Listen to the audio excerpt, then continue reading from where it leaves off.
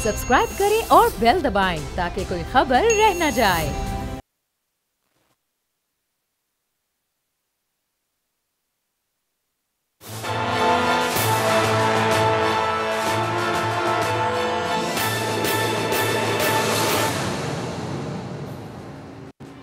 अस्सलाम वालेकुम। प्रोग्राम तज्जिया में मैं हूं लीना इलियास, समी इब्राहिम और राना ताहिर मेरे साथ। आज के इस प्रोग्राम में हम दो टॉपिक डिस्कस करेंगे। एक है 26वीं आईनी तरमीम जो पास हुई है और दूसरा IMF। जी समी साहब।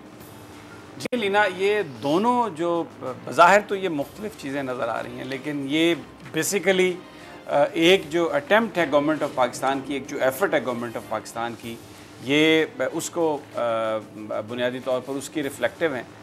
और ये जो मसला है सारे का सारा, इसमें पाकिस्तान के अमेरिका के साथ जो ताल्लुकात ख़राब हैं, ये एक बुनियादी वजह है जिसको हुकूमत पाकिस्तान टैकल करने की कोशिश की जा रही है। अब ये बड़ी एक हैरानकुन बात है, आप भी ये कहेंगी कि IMF जो है ये तो अमेरिका डोमिनेटेड बैंक है, वेस्ट डोमिनेटेड बैंक है, तो फिर अगर अमेरिका से ताल्लुकात ख़राब हैं तो ये IMF फिर पाकिस्तान की क्या मदद हमारी करेगा? वो तो कोई पाकिस्तान को उसका फ़ायदा नहीं होगा। बिल्कुल यही बात, यही सवाल है जो बहुत सारे लोग कर रहे हैं, पिछले कुछ अरसे से कर रहे हैं कि जनाब ये तो जो पाकिस्तान के अंदर अगर IMF को आप ले आते हैं तो IMF तो पाकिस्तान के लिए कोई अच्छी खबर नहीं लेके आएगा, इसलिए कि ये तो वेस्ट डोमिनेटेड है। ये तो जो पॉलिटिकल एजेंडा अमेरिका का और जो इनके डोनर्स मेंबर जो इनके हैं उन उसको ये आगे लेके चलता है, तो पाकिस्तान को इसका क्या फ़ायदा होगा? और आप देखें, एग्रीमेंट हुआ, खबरें आई, लेकिन आज स्टॉक मार्केट ने क्या किया? 900 पॉइंट से भी ज़्यादा स्टॉक मार्केट नीचे गई। कोई कॉन्फिडेंस नहीं है, सेंटिमेंट कारोबार का शदीद इस वक्त बुरी तरह मुतासर है। कोई पाकिस्तान का जो इन्वेस्टर है उसमें कोई कॉन्फिडेंस नहीं है। और जो करेंसी डिवैल्यू होने की बात है, जो इस मुआहदे की जो तफसीलात सामने आ रही हैं उसके मुताबिक तो जो स्टेट बैंक जिन्हें ये कहा है कि बिल्कुल जो मार्केट फोर्सेस ही कीमत रुपए की तय करेंगी डॉलर के मुकाबले में, तो जो फियर है वो ये है कि अगरचे 15 से 20% तो एग्रीमेंट हुआ कि डिवैल्यू मज़ीद होगी पाकिस्तान की करेंसी, लेकिन अगर ये बिल्कुल इसमें कोई किसी ने मुदाखलत नहीं की और मार्केट फोर्सेस पे छोड़ दिया तो डॉलर जो है वो 180-90 तक जा सकता है। अब अलीना आप मुझे बताएं, अगर 180 रुपये या 90 रुपये डॉलर की कीमत हो जाएगी तो जो पाकिस्तान का जो हजम है कर्ज़ों का वो कहाँ चला जाएगा? और फिर जो पाकिस्तान के अंदर जो चीज़ें हैं वो किस कदर महंगी हो जाएंगी? तो गरीब आदमी जो है उसका तो कोई पुरसान हाल नहीं है। ये बुनियादी तौर पर ये जो IMF के पास जाने का जो डिसीजन था, ये गलत डिसीजन था। इस पर बहुत सारे लोगों ने बात भी की, हमारे अपने प्रोग्राम में भी बात की, लेकिन हुकूमत ये कहती है कि जनाब माजी में इतने कर्ज़े ले लिए गए, सब कुछ इतना हुआ, अब हमारे पास तो कोई बजट का खसारा कम करने के लिए। इस वक्त हमारा जो कर्ज है ना, जब नून लीग की गवर्नमेंट गई तो वो 90 या 93 बिलियन डॉलर के करीब था।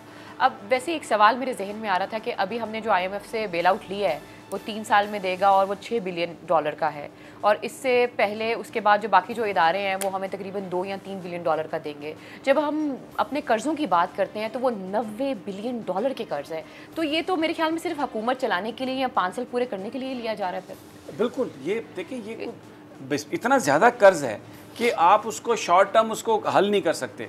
ये तो जो अभी जो करंट बजट का जो खसारा है उसको मेंटेन करने के लिए, उसको चलाने के लिए ये सब कुछ कर रहा है, और ये हैज़र्ड है ये काम। इससे पाकिस्तान को कोई फ़ायदा नहीं होने वाला, इसलिए कि पाकिस्तान को फ़ायदा तब होगा जब आप टैक्स बेस बढ़ाएंगे। टैक्स बेस कैसे बढ़ाएंगे?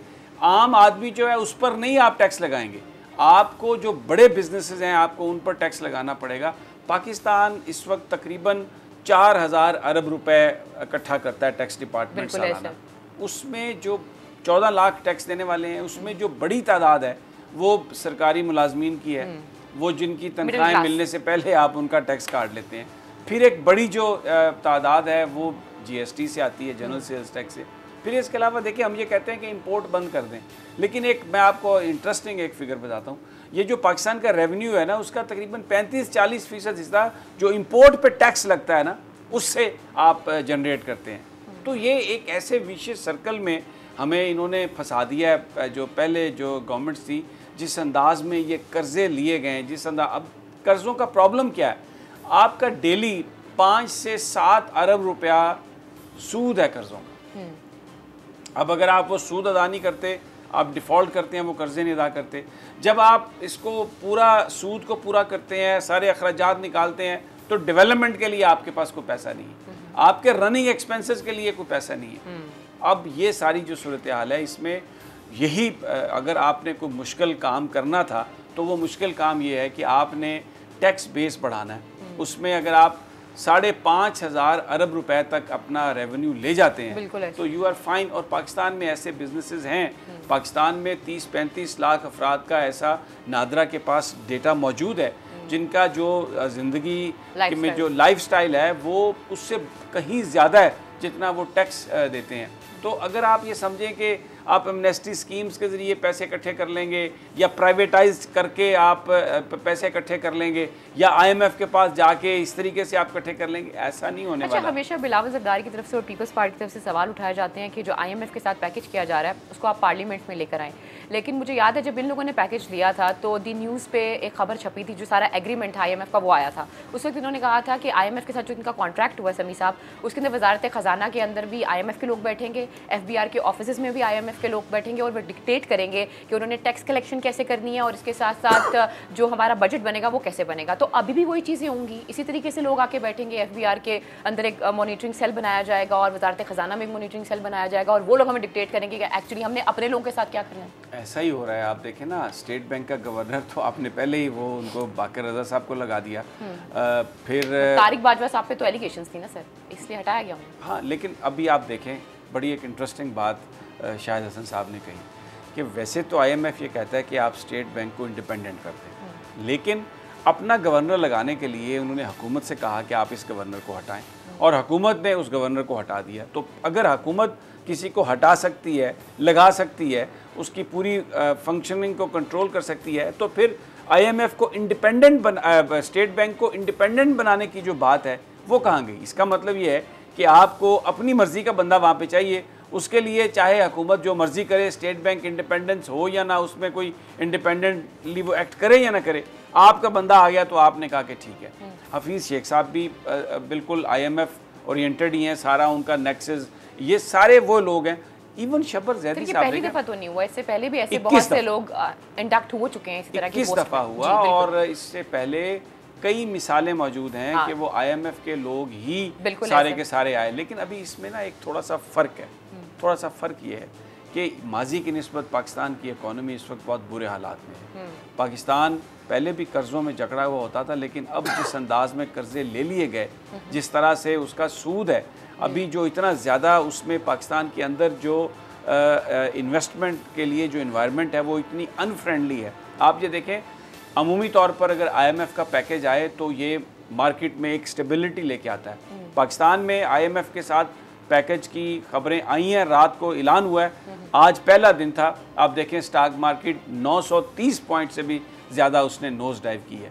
तो शुरुआत में तेज़ी थी, लेकिन फिर जैसे जैसे वो चीज़ें आगे आई हैं तो जो एक ओवरऑल सेंटिमेंट है वो नहीं है। अच्छा, इसका एक बड़ा गहरा ताल्लुक है, मैं आपको बताऊँ, कर्ज़े अपनी जगह पे, इसमें कोई शक नहीं, लेकिन एक चीज़ जो एक कारोबारी जो तबका है, जो ब्यूरोक्रेसी है, एक प्रोपेगेंडे या एक फियर की जद में वो लोग आ गए हैं। मिसाल के तौर पे कराची में इसमें कोई शक नहीं कि नैब बड़ी हिम्मत से काम कर रहा है, लेकिन कराची में चाहिए तो ये था कि आप 1, 2, 3, 4 जो लोग हैं, बड़े लोग हैं, उनसे आप शुरुआत करते, हज़ारों की तादाद में आपने नोटिस भेज दी।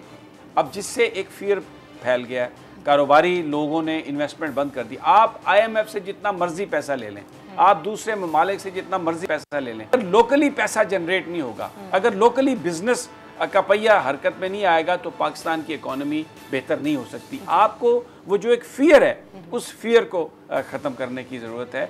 उसमें ये बड़ा अच्छा किया। अब ये कुछ इन्होंने मेयर शबर साहब ने आते ही, जो नए चेयरमैन हैं FBR के, आते ही उन्होंने ये कहा कि अगर आपने कहीं पे जाना है, किसी को बंद करना है किसी के अकाउंट को, तो 24 घंटे पहले और चेयरमैन की मर्जी के बगैर आप ये नहीं करेंगे। अब इस वक्त जो पाकिस्तान का प्रॉब्लम, आप ये देखें, आप मार्केट में जाएं, डॉलर जो है अभी मार्केट में अवेलेबल नहीं है आप, और ये 142 रुपये कल बंद हुआ था परसों, आज अभी मार्केट में अवेलेबल नहीं है, 144-45 रुपीस पर डॉलर पर बात हो रही है। और एक क्लीन जैसे टीटी होती है जो आप बाहर बेचते हैं, यानी जो लोग हवाले के जरिए, हुंडी के जरिए जो ये काम करते हैं, उसका रेट क्या है? 150 रुपए। इसका क्यों रेट ज्यादा है उसका ओपन मार्केट से? इसलिए कि डिमांड ज्यादा है। किस चीज की डिमांड है? लोग पाकिस्तान से पैसा बाहर भेजना चाहते हैं। क्यों भेजना चाहते हैं? एक खौफजदगी का आलम आ गया कि जिसके पास भी पैसे हैं वहां पे नैब चली गई है जी, एसेट्स बियॉन्ड मीन का काम है, आप बता दिए कहाँ पर है। ये चीजें बड़ी एहतियात से इस्तेमाल करने की जरूरत थी। और ये जो एक फियर फैक्टर है, इसने पाकिस्तान की इकोनॉमी को इस वक्त बर्बाद करके रख दिया।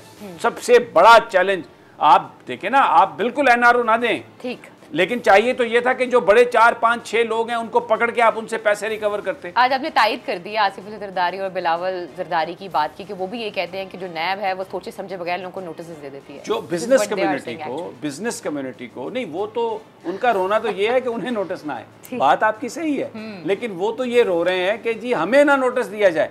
लेकिन जो इस वक्त एक बिजनेस कम्युनिटी, आम आप जाएं बाजार में जाएं, आप किसी आम दुकानदार से पूछें, वो कोई इन्वेस्टमेंट करने के लिए तैयार नहीं है। पैसा जो है बोरियों में डाल के लोगों ने जमीन में दफन कर दिया। बुरे हाल है तहरीक इंसाफ की गवर्नमेंट, राना साहब, जिसके लिए आप इतना लड़ते हैं कि ये सारा मैं आपको आएगी। मेरी बात सुने, ये एक बेबुनियाद प्रोपेगेंडा है जो आसिफ जरदारी और नवाज शरीफ करवा रहे हैं। अच्छा, मैंने कहा जो समी साहब, मेरी बात सुने, नैब ने कोई हजारों की तादाद में किसी को नोटिस नहीं दिए। नैब उन्हीं केसेस को देख रही है जिसमें करप्शन का एलिमेंट मौजूद है। ये जो नोटिस दिए, मेरी अर्ज तो सुने ना, ये जो नोटिस दिए हैं ना, ये दिए हैं एफबीआर ने। एफबीआर ने नोटिस दिए लोगों को टैक्स के हवाले से, उस पे ये वावेला है। बात ये है कि अगर किसी को देखें, हरासा नहीं करना चाहिए बिजनेस कम्युनिटी को, इसमें कोई शक नहीं। समी साहब ने बात सही की है कि सबसे ज़्यादा ज़रूरी है कि आपका लोकल इन्वेस्टर जो है उसका एतमाद बहाल किया जाए।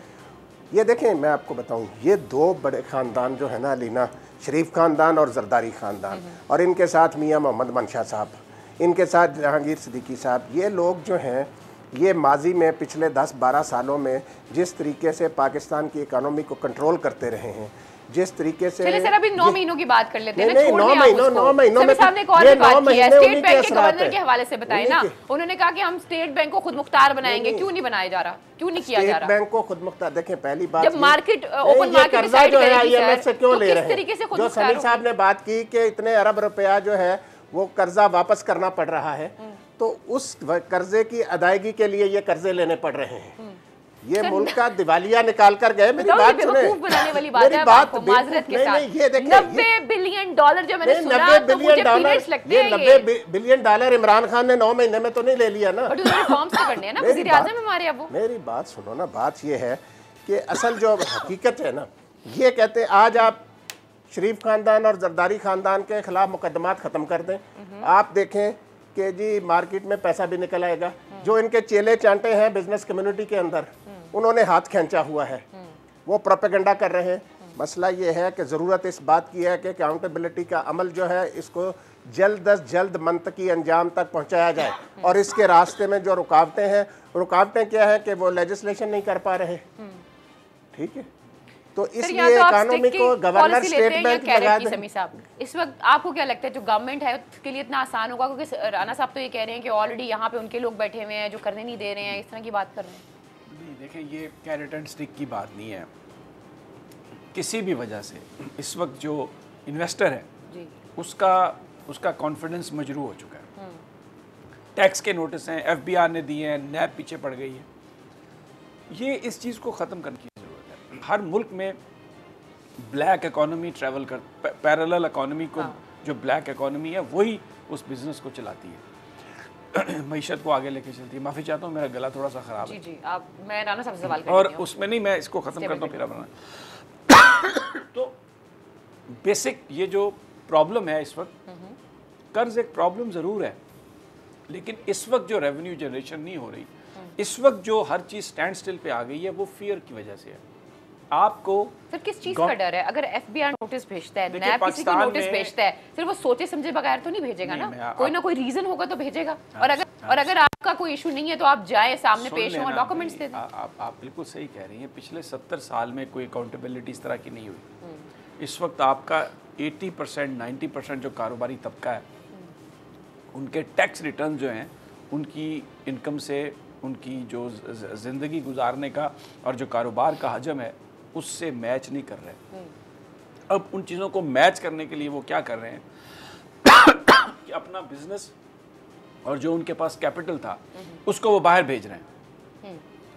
तो गवर्नमेंट को ये पता होना चाहिए था कि इसका ये रिएक्शन आ सकता है। आप दुनिया में जहाँ पे भी अकाउंटेबिलिटी होती है, आप अमेरिका में न्यूयॉर्क जैसे शहर में जो घर हैं 200-200 साल पुराने बने हुए, उन घरों में जो आज का जो सिटी कोड है वो अप्लाई नहीं होता।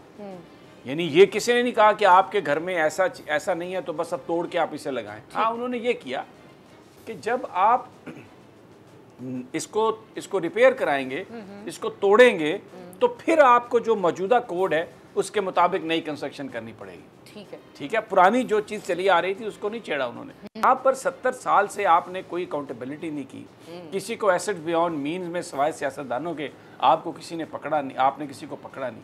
अब ऑल ऑफ ए सडन आप ये कहें, और वो जो FBI में जो लोग बैठे हुए हैं जो हर फाइल पे पैसा लेते हैं, सबको पता है कि वो क्या करते हैं। ये सारे इदारे जो हैं इनके अंदर ये जो अफसरान हैं ये वही हैं जो माल बनाने वाले लोग हैं, जिन्होंने बनाए हैं माल। तो वो जो एक ब्लैकमेलिंग का सिलसिला शुरू हुआ है, उससे लोगों ने ये समझा है कि अब यहाँ पे इस वक्त बिजनेस करने की जरूरत नहीं है। ये प्रॉब्लम इमरान खान साहब वज़ीर-ए-आज़म पाकिस्तान को समझनी चाहिए। एमनेस्टी स्कीम तो दी, वो किस लिए दी? एमनेस्टी स्कीम दी उन्होंने कि आप बाहर से अपनी वेल्थ ले आए, हाँ, और जो कुछ भी है आप उसको करना, ना लेके जाएं बाहर। उसमें अभी जो नई एमनेस्टी स्कीम है उसका तो अभी कोई खदोखाल सामने नहीं आया ना। अच्छा, तो वो माजी में जो हुआ वो बड़े बड़े चंद प्लेयर्स ने उसको कर लिया, आम जो छोटा आदमी है उसने इस तरह इसको नहीं अवेल किया। ये गवर्नमेंट का काम है कि वो रियलिटी में जो चीज़ें हैं उनको देख के तो फिर एक ऐसी पॉलिसी बनाए जिसमें चीज़ों को आहिस्ता आहिस्ता आप ठीक करें। कोई भी ये नहीं कह रहा कि आप करप्शन की इजाज़त दे दें, कोई ये नहीं कह रहा कि आप नाजायज़ माल बनाने की इजाज़त दें, लेकिन जो लोग ऑलरेडी कर रहे थे उनको आप कोई इस तरह का वे आउट दें, ऐसा कोई एक फार्मूला बनाएं जिससे जो इन्वेस्टर का जो कॉन्फिडेंस है वो मजरूह नहीं होना चाहिए था। लेकिन आपने जिस तरह से, अच्छा इसमें फिर एक बड़ा रोल है, मैं जो दूसरी जो स्टोरी है वो इससे मैं लिंक करता हूँ। ये पाकिस्तान का मैंने जो जिक्र किया था ना कि अमेरिका की वजह से मसाइल है, हाइब्रिड वॉरफेयर है इसे हम कहते हैं। परसेप्शन की गेम है ये सारी। पाकिस्तान के अंदर ये परसेप्शन क्रिएट कर दिया गया फियर का, उसके लिए सोशल मीडिया इस्तेमाल हुआ, उसके लिए नेशनल मीडिया इस्तेमाल हुआ, उसके लिए NGOs इस्तेमाल हुए, उसके लिए बहुत कुछ डेटा माइनिंग, उसके लिए और बहुत सारे गलत फिगर्स पेश किए गए। एक बड़े मंसूबे के तहत देखिए पाकिस्तान के ये चैलेंजेस हैं। एक तो हमारा ऊपर जो कर्जा था वो चैलेंज, ब्लैक इकोनॉमी को ठीक करने की कोशिश वो चैलेंज, लेकिन इस पे ज़्यादा जो इस वक्त परसेप्शन है, जो परसेप्शन क्रिएट कर दिया गया इस हुकूमत का कि जनाब ये पकड़ धकड़ कर रही है, इनको कुछ समझ नहीं है और ये बिल्कुल इन्होंने अब IMF को ठेके पे दे दिया। ये कहते हैं 5th जनरेशन वॉरफेयर, जब आप अपने ही लोगों को अपने इदारों अपनी हुकूमत के ख़िलाफ़ कर देते हैं जी, बजाय इसके कि इसमें बड़ी मेन पॉलिटिकल पार्टीज़, इसमें बड़ा बड़ा मीडिया, क्योंकि इसमें बड़ा माल, और ये सब कुछ किया गया बाहर के इमा पर, जो बाहर की कुव्वतें हैं। मैं आपको इसकी मिसाल देता हूँ, इसको समझिएगा। ये पाकिस्तान के फाटा के इलाके में, बलूचिस्तान के इलाके में हमें ये बड़ी एक प्रॉब्लम है। जब मशरकी पाकिस्तान अलहदा हुआ था तो आप उठा के देख लें उस वक्त क्या किया गया। हाइब्रिड वॉरफेयर के ज़रिए इंडिया ने क्या किया, शेख मुजीब के जो 6 नुकात थे उनको भरपूर अंदाज में प्रोपोगेट किया। फिर उसके बाद क्या हुआ, जेनोसाइड और पाकिस्तान की फ़ौज के जुल्म सितम की कहानियाँ बड़े एक टेक्निकल अंदाज में इंटरनेशनल मीडिया ने और यहाँ पर हमारे बहुत साथियों ने उनको प्रमोट किया। अच्छा, फिर उसके बाद जो वहाँ पर मुक्ति बानी की ट्रेनिंग थी वो इंडिया ने वो उस ट्रेनिंग को दिया, लेकिन उसको ये कहा गया कि ये इंडिजिनस ये सारे का सारा वो मामला है। लेकिन उसने at the end of the day ये हुआ कि पूरी की पूरी जो बंगाल की पॉपुलेशन थी कि सेंस ऑफ डेप्रिवेशन है, मायूसी है जी, वहाँ पर तकसीम, एहसास महरूमी है, उसको इतना प्ले अप किया उन्होंने कि वो एवेंचुअली पाकिस्तान से अलहदगी का बायस बना। अभी भी आप देख लें फाटा और बलोचिस्तान के बारे में क्या बात की जाती है, यही बात की जाती है, एहसास महरूमी है वहाँ पर। PTM क्या बात कर रही है पाकिस्तान के इदारों के हवाले से, पाकिस्तान की फ़ौज के हवाले से। इंडिया ने जो देखें सेपरेशन ऑफ ईस्ट पाकिस्तान के बाद जो किताबें लिखी भारतीय जर्नलों ने, मोदी ने जो बात कही, उन्होंने कन्फेस किया कि भारतीय फौजियों ने भारतीय एजेंट्स ने पाकिस्तानी फौज की वर्दियां पहनकर वहां पर रेप किया, वहां पर जेनोसाइड किया, लेकिन उसका इल्जाम पाकिस्तान पर डाला प्रोपेगेंडा में।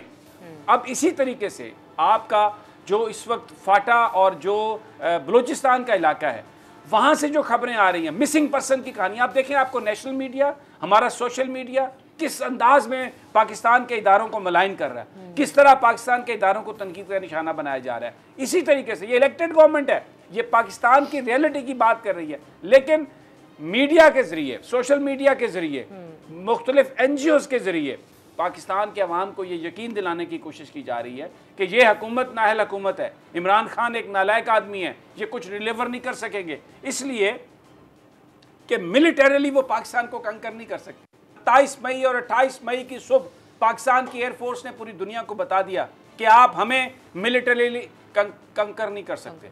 फिर जो हमारी न्यूक्लियर डेटरेंस है, जो हमारा न्यूक्लियर एसेट्स हैं, उन्होंने पूरी दुनिया को ये मैसेज दिया, अमेरिका को ये मैसेज दिया कि इस मुल्क को तुम फतह नहीं कर सकते। तो कैसे वो फतह कर सकते हैं? इस मुल्क में कारोबार को ख़त्म करके, इस मुल्क में गुर्बत को फैला के, इस मुल्क में इंतशार फैला के। उसकी ये पहली कड़ी है कि मायूसी फैला दो। आज देखें स्टॉक मार्केट, बावजूद इसके कि IMF से एग्रीमेंट हुआ है, 930 पॉइंट स्टॉक मार्केट नीचे चली गई। क्यों चली गई नीचे? ये एक फियर, जो मैंने आपसे अर्ज किया, एक फियर फैल गया। ये हुकूमत ने ये किया या नहीं किया, नोटिस गए या नहीं गए, सही गए या गलत गए, लेकिन एक फियर फैक्टर क्रिएट कर दिया गया और उस फियर फैक्टर की वजह से आज पाकिस्तान सफ़र कर रहा है।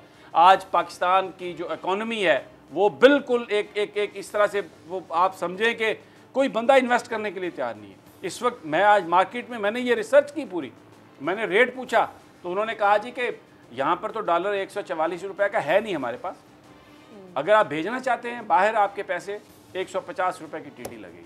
अब मुझे ये बताएं बात, ये जो सेंटिमेंट है ये किसने क्रिएट किया? तो गवर्नमेंट के लिए जो सबसे बड़ा चैलेंज है लीना, वो परसेप्शंस का चैलेंज है। इसीलिए मैं कहता हूँ कि आज जो कौमी असम्बली ने फाटा के हवाले से जो आइनी तरमीम की है वो एक प्रैक्टिकल स्टेप है। देखिए, कुछ आपने मीडिया में मुकाबला करना है और कुछ वहाँ पर जो प्रॉब्लम्स हैं उनको आपने हल करना है। तो आज आपने कौमी असम्बली, सूबाई असम्बली की नशिस्तें बढ़ाई, फाटा को आप लोगों को मेन धारे में आप लेके आ रहे हैं। और एक बहुत अच्छी बात कही आज प्राइम मिनिस्टर ने वहाँ पर, वो बात क्या थी कि NFC अवार्ड से 3% तमाम जो सूबे हैं वो फाटा को देंगे ताकि वहाँ पे अपलिफ्ट हो सके। और आज मैं क्रेडिट देता हूँ, देखें शाहिद खाकान अब्बासी ने भी जो आज तकरीर की मुस्लिम लीग नून की तरफ से, और जिस तरीके से ये एक यूनानिमस ये बिल पेश हुआ, तो ये पाकिस्तान के दुश्मनों के लिए एक बहुत बड़ी बुरी खबर, पाकिस्तान के दोस्तों के लिए बहुत अच्छी डेवलपमेंट, फाटा के लोगों के लिए ये बहुत अच्छी डेवलपमेंट कि वो मेन धारे में उनको हम लेके आ रहे हैं। डेवलपमेंट फंड्स वहाँ पे लगेंगे, वो भी जो महमद एजेंसी में बैठा हुआ बंदा भी अगर उसके साथ ज़्यादती है तो वो सुप्रीम कोर्ट ऑफ पाकिस्तान को पुकार सकता है और वहाँ पर उसको रिलीफ मिल सकता है, और वहाँ पर पुलिस होगी, हर चीज़ वो। तो ये एक ऐसी चीज़ है जो पाकिस्तान के जो चैलेंजेस हैं उनका मुकाबला करने के लिए इस चीज़ की ज़रूरत थी। और अब आपको जो प्रोपेगेंडा है उसका मुकाबला करने के लिए मैं, क्योंकि मुझे पता है आपने अभी ब्रेक पर जाना होगा, जब हम वापस आते हैं तो मैं आपको ये एक्सप्लेन करूँगा, पॉइंट टू पॉइंट कोशिश करूँगा कि किस तरीके से ये जो प्रोपेगेंडा की जंग है हम उसको किस तरीके से हार रहे हैं। वैसे मेरा एक सवाल होगा, जब ब्रेक में वापस आएंगे, 6 नशिस्तें हैं कौमी असम्बली की, तो वो जो हम कहते हैं ना एक डिपेंडेंस है इमरान खान साहब की, अगर यहाँ से वो नशिस्तें जीत लेती है PTI की गवर्नमेंट तो काफ़ी स्ट्रॉन्ग हो सकती है। मतलब जितनी भी जीत ले, 6 जीत ले, 4 जीत ले या 3 जीत ले। लेकिन प्रोग्राम में वक्त एक छोटी सी ब्रेक का, स्टे विद अस।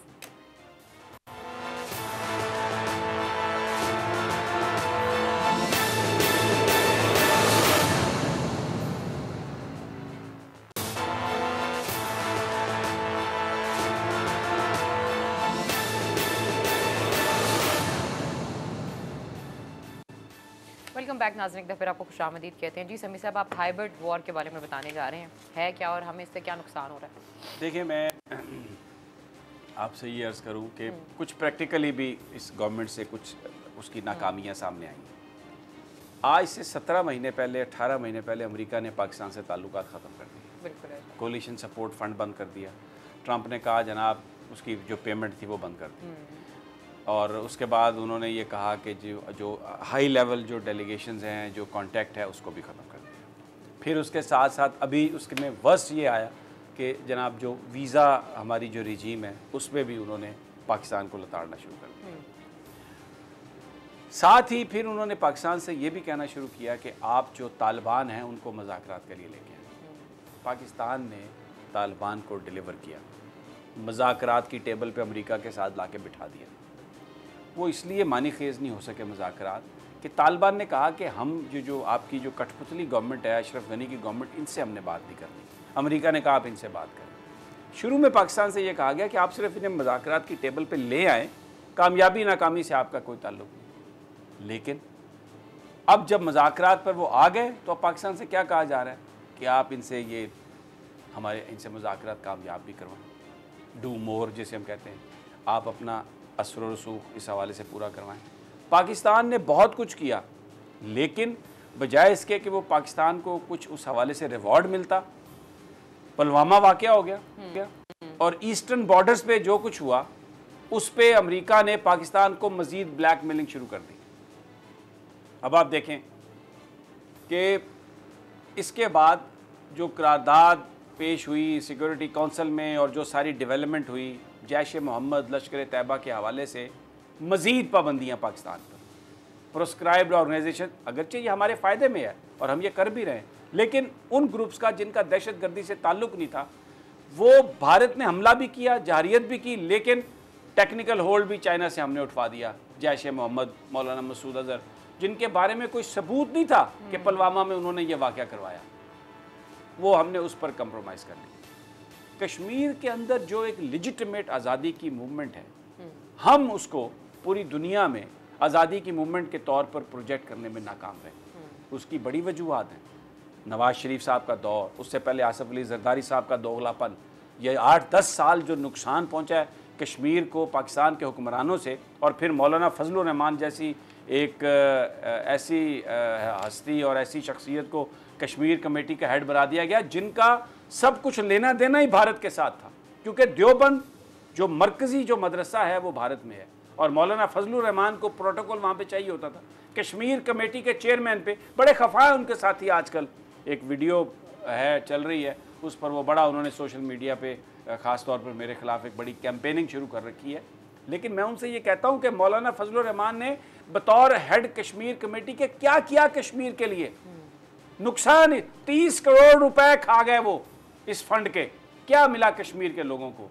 कहीं पर कोई नाम निकला? कुछ नाम नहीं निकला। तो ये एक बहुत बड़ा अटर फेलियर है। ये इसका ताल्लुक उसी हाइब्रिड वॉरफेयर से है कि ये मीडिया का दौर है। अब देखिए इस वक्त जो जंगें लड़ी जा रही हैं, रशिया ने जो यूक्रेन के साथ किया उसमें उन्होंने पूरा वो मीडिया को इस्तेमाल किया, सोशल मीडिया किया, परसेप्शंस क्रिएट की हैं। तो हम ये जो परसेप्शन क्रिएट करने की जंग है, भारत के 8 लाख से ज़्यादा फौजी इंडिया में हैं, रियासती दहशतगर्दी रोज़ाना करते हैं, लेकिन वो जो चंद कश्मीरी आके उनसे लड़ते हैं, उनको पूरी दुनिया कहती है कि रोको और इनको दहशतगर्द डिक्लेयर करो। भारत की दहशतगर्दी के बारे में कोई बात नहीं करता। तो ये किसका फेलियर है? ये परसेप्शंस की वॉर में ये हमारा फेलियर है।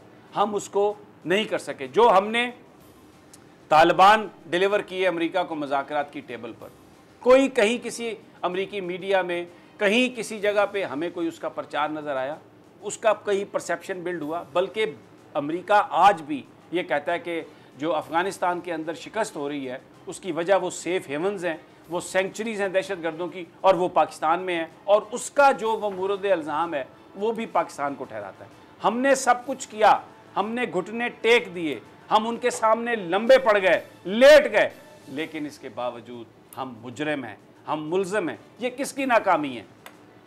ये माजी के, अब ये इमरान खान पर आप 8 महीने 7 महीने के ये सारा उस पर इल्ज़ाम नहीं लगा सकते इन चीज़ों का। ये वो चीज़ें हैं जो हमें मिली हैं, जिसको हम विरसे में लेके चल रहे हैं। और ये जो लीडरशिप है इनके बारे में जब हम बात करते हैं, फिर ये देखें जो हमारा मेन स्ट्रीम मीडिया है उसके जो मेन बड़े एंकर्स हैं उनकी आप गुफ्तगू सुने। मैं कोई नाम नहीं लेता, मैं एक जनरल बात कर रहा हूँ। लोग खुद रोज़ाना रात को सुनते हैं। कितने लोग हैं जो प्रोग्राम करते हैं सारी सूरत हाल पर? कितनों ने ये कहा कि इस वक्त पख्तून तहफ़्फ़ुज़ मूवमेंट जो है वो किस तरीके से पाकिस्तान की फ़ौज को के ऊपर इल्ज़ाम लगा रही है, और कोई बताने के लिए तैयार है कि वो जो माइंस वहाँ पे लगी हैं जो पाकिस्तानी फ़ौज ने लगाई थी माइंस वो तो हटा दी गई, जो तहरीक तालिबान वालों ने आके लगाई थी, दुश्मन ने लगाई थी, जो NDS ने लगवाई थी, उनको जो हटाया जा रहा है वो अभी 65% काम कंप्लीट हुआ है। मीडिया की तो बात कर दी है, लेकिन जब गवर्नमेंट ऑफ पाकिस्तान जो है स्पेशल कमेटी सेनेट की बनवाती है और उनसे मुज़ाकरात करती है, तो फिर आप उसके ऊपर क्या कहेंगे? जब आप किसी से मुज़ाकरात करते हैं तो कहीं ना कहीं आप उसकी बात से कन्विंस होते हैं, इस तरह ही होते हैं ना मुज़ाकरात से। और फिर जब आर्मी चीफ ये कहते हैं कि भाई हम एक सॉफ्ट कॉर्नर भी रखेंगे और ऑपरेशन करने से पहले सोचेंगे, फिर DGI SPR भी आके कुछ इसी तरह की बात करते हैं, तो व्हाट डू यू से ऑन इट? इसमें कोई शक नहीं कि जो फाटा के लोग हैं उनके साथ बहुत ज्यादती हुई। वहाँ पर पिछले 40 साल से 30 साल से बारूद फेंका जा रहा है। वो बारूद किसने फेंका? वो उस अमेरिका ने फेंका जो अब उनकी मूवमेंट का, वो जो सारी पश्तून मूवमेंट है या वो जो दूसरी बलोचों की मूवमेंट्स हैं जो उनके पीछे आगे खड़ा हुआ, वो सारे का सारा असलहा किसने फेंका वहाँ पे? अमेरिका ने। ये सारे मुजाहिदीन किसने बनवाए यहाँ पर रशिया के खिलाफ? अमेरिका ने। उनको व्हाइट हाउस में किसने बुलाया? अमेरिका ने। उसके बाद जो कुछ भी हुआ, ये यूनोकॉल का अगर वो कॉन्ट्रैक्ट का झगड़ा ना होता तो ये तालिबान की वहाँ पर गवर्नमेंट बनती। तो ये सारे जो फाइनेंशियल बिजनेस इंटरेस्ट थे, इसमें अगर आप डिटेल देखें, गौर से देखें, तो आपको अमेरिका उसमें इन्वॉल्व नजर आता है। अब वो उन्हीं लोगों के पीछे आके खड़ा हो गया। क्यों? निशाना पाकिस्तान के ISI, निशाना पाकिस्तान की फौज, निशाना पाकिस्तान। क्यों? पाकिस्तान एक न्यूक्लियर स्टेट है। ये जो पाकिस्तान के न्यूक्लियर एसेट्स हैं वो उनसे बर्दाश्त नहीं हो पा रहे। देखिए, ये जो इतना ज्यादा कर्ज चढ़ाया नवाज शरीफ साहब की गवर्नमेंट ने, इतना ज्यादा कर्ज चढ़ाया कि अब हम रीपेमेंट कर नहीं सकते। पीपल्स पार्टी की गवर्नमेंट भी शामिल है सर, वो भी अच्छा खासा छोड़ के गए थे। उन्होंने भी किया। तो ये बुनियादी तौर पर इसीलिए किया गया। बहुत सारे लोग ये कहते हैं कि ये जिस तरह से कर्ज चढ़ता रहा, अगर इस सिलसिले को हमने नहीं रोका, अगर हमने अपनी इकोनॉमी को अपने पाँव पर खड़ा नहीं किया, तो अगले साल ये डिमांड आ जाएगी कि हम ये इसलिए करेंगे कि आप पाकिस्तान NPT पर साइन करें, न्यूक्लियर नॉन प्रोलिफरेशन ट्रीटी। ये अगला होगा मरला कि जिस पे आप वो साइन करवाएंगे। ये बड़ी गंभीर सूरत हाल है। तो ये जो प्रोपेगेंडा है, इसका मुकाबला करने के लिए आपको कुछ तो स्टेप्स उठाने पड़ेंगे, फिर उस परसेप्शन को ठीक करना होगा। उसके बगैर नहीं ठीक होगा। ना जी राना साहब, आप क्या कहेंगे? बड़ी खतरनाक हालात हैं पाकिस्तान के, तो जो बता रहे हैं कि इंतशार है, जो परसेप्शन बनाया जा रहा है वो परसेप्शन ठीक नहीं है, इकोनॉमिक कंडीशन हमारी ठीक नहीं है, और तहरीक इंसाफ की गवर्नमेंट है। राना साहब, तहरीक इंसाफ की गवर्नमेंट जो है वो तो अपने मामलात को ठीक करने की कोशिश कर ही रही। बात ये अलीना कि ये जो प्राइम मिनिस्टर साहब ने भी आज फरमाया कि मशरक़ी पाकिस्तान इसलिए अलहदा हुआ कि एहसास महरूमी था। ये भी नाम निहाद दानिश्वरों से जिनका जिक्र किया कि वो बड़े बड़े तोपची जो शाम को मीडिया पर आकर बैठ जाते हैं और अपना लेक्चर देते हैं, प्राइम मिनिस्टर साहब भी उनसे मुतासर हुए लग रहे हैं। बात यह है कि मशरक़ी पाकिस्तान कैसे अलहदा हुआ? क्या ये प्रोपेगेंडा एहसास महरूमी? ये मरी के लोगों को देखें, वहाँ के लोगों को गैस बिजली की सहूलत मैसर नहीं, वहाँ भी बहुत सारे मसाइल हैं। पंजाब के एंट्री चले जाएं, जनूबी पंजाब चले जाएं, उधर भी बहुत सारे मसाइल हैं, बाकी जगहों पर भी। ये एक सोची समझी साजिश के तहत लफ्ज़ एहसास महरूमी ईजाद किया गया। ये पाकिस्तान के अंदर पाकिस्तान के लोगों को गुमराह करने के लिए एहसास महरूमी का लफ्ज़ है। और अफसोस इस बात पर होता है कि हमारे हुक्मरान भी इससे मुतासर हो जाते हैं। भाई एहसास महरूमी क्या आपने पंजाब के अंदर या सिंध के अंदर या KP के अंदर या बाकी जगहों पर आपने लोगों को तमाम सहूलतें फराहम कर दी हैं? अभी ये सोशल मीडिया पर एक वीडियो चल रही है, लाहौर में एक खातून को रोज़े में पुलिस एहलकार मार रहा है। तो ये चीज़ें जो है ना, ये एक सिर्फ इतनी है। मशरक़ी पाकिस्तान क्यों अलहदा हुआ था कि आपने गद्दारों के साथ समझौता करने की कोशिश की। अगर शेख मुजीबुर रहमान जब अगरतला साजिश केस में पकड़ा गया था, उसको उसके मंतकी अंजाम तक पहुंचाया जाता तो ये सूरत हाल ना होती। उस वक्त के सियासी क्लब ने कहा कि इनके साथ बैठें और बात करें, उसको सर पर बैठाया गया। उसी तरीके की गुफ्तगू जो है, देखिए गद्दार जो होता है वो गद्दार होता है। वो कोई भी रियासत गद्दार को मुहिब्बे वतन बना के अपने साथ बैठा के इस तरीके से बात नहीं करती। आपको ये चीज़ दूर करना होगी कि ये हमारे हुक्मरानों को, पार्लियामेंटेरियंस को, सारों को पाकिस्तान के साथ ये हो क्या रहा है। ये नून लीग जो है, ये किसका एजेंडा नवाज शरीफ साहब लेके चल रहे थे? ये जो एहसास महरूमी की बात की जा रही है, पाकिस्तान के सिक्योरिटी इदारों के खिलाफ प्रोपेगेंडा जो अमेरिका कर रहा है या इंडिया कर रहा है, उसको तकवीयत पाकिस्तान में कौन दे रहा था? नवाज शरीफ साहब और उनके हवारी दे रहे थे, आसिफ जरदारी साहब और उनके हवारी दे रहे थे। इसलिए इमरान खान को अब इन बातों से बाहर निकलना होगा और ये चीज़ें जो है ना, जो ये बहुत अच्छी बात है, फाटा के लोगों की नशिस्तें बढ़ाई गई हैं, उनको कौमी धारे में लाने की जरूरत है। मैं आपसे एक लेकिन दुश्मन और दोस्त में पहचान करनी होगी। अगर आपने मुल्क के गद्दारों के साथ देखें, जुल्फकार अली भुट्टो ने बलोचिस्तान में जब फौजी ऑपरेशन किया, उस वक्त के सियासी मुखालफिन भुट्टो के थे, उन्होंने शोर मचाना शुरू कर दिया। ये उस वक्त अगर उस ऑपरेशन को मंतकी अंजाम तक पहुंचने दिया जाता है लीना, तो आज ये सूरत हाल ही पैदा ना होती बलोचिस्तान में। जी समीर साहब, अब आप देखें इस वक्त ये जो राना साहब ने बात कही है, सरदार अकबर बुगटी वो पैसे लेते थे रॉयल्टी के नाम पर, लोगों को देने के नाम पर 3-4 करोड़ रुपए हर महीने का लेते थे। सरकार उन्हें देती थी, कुछ सालाना अमाउंट भी देती थी, लेकिन वो आगे बुगटी कबाइल में नहीं जाते थे, वो सरदार साहब के पास अपने उनके पास वो पैसे रहते थे। इसी तरह बहुत सारे और दूसरे सरदार हैं जो रिसिपिएंट हैं बड़ी बड़ी अमाउंट्स के, लेकिन वो आगे लोगों में वो ग्रास रूट लेवल पे वो नीचे नहीं जाती। तो अच्छा, जब वो एक वाक़े में जब वो हलाक हो गए तो फिर उनको शहीद भी बना दिया गया। बलूचिस्तान के अंदर जो तरक्की नहीं हुई, मुझे बताएं कौन सा गैर बलोची वज़ीर आला रहा है वहाँ पे पिछले 70 साल में? उन्हीं के लोग रहे हैं ना वहाँ पे, डेवलपमेंट फंड उन्हीं को मिले हैं ना। वो कहाँ पे खर्च किए उन्होंने? वो पाकिस्तान, वो पंजाबियों ने तो खर्च नहीं किए जी। ये एक गलत प्रोपेगेंडा है जिसमें एहसास महरूमी का नाम ये किया धरा भी इन बड़े लोगों का है, ब्यूरोक्रेसी का है, इन बड़े बड़े सरदारों का, सियासतदानों का। अच्छे लोग भी हैं, लेकिन रिस्पॉन्सिबिलिटी इन्हीं पे है जो लोग वहाँ पे हुकूमत करते रहे हैं। ज़फ़रुल्लाह जमाली साहब बलूचिस्तान से वज़ीर आज़म रहे हैं, पाकिस्तान के, बलूचिस्तान के वज़ीर आला भी रहे हैं, तो तरक्की नहीं हुई तो फिर किसकी रिस्पॉन्सिबिलिटी है ये? तो ये कहना कि जी एहसास महरूमी हो गया, इन लोगों के हवाले से बहुत से लोगों को बहुत से तहफ़्फ़ुज़ात हैं। समीर साहब, आप उस चीज़ को बेहतर समझते हैं, बिकॉज वो कहते हैं कि हमारे रिप्रेजेंटेटिव नहीं है। खैर, आज के कौन देता है सर, आज के प्रोग्राम से हमारा जो वक्त है ना वो ख़त्म हो चुका है, वरना मैं आपको ज़रूर मैं चाहती कि इसमें हम डिबेट करते हैं। जो राना साहब है वो मुस्कुरा रहे हैं, लेकिन आज का प्रोग्राम जो वो ख़त्म हो गया। हम तीनों को इजाज़त दीजिए, अपना बहुत ख्याल रखिए। अल्लाह निगहबान।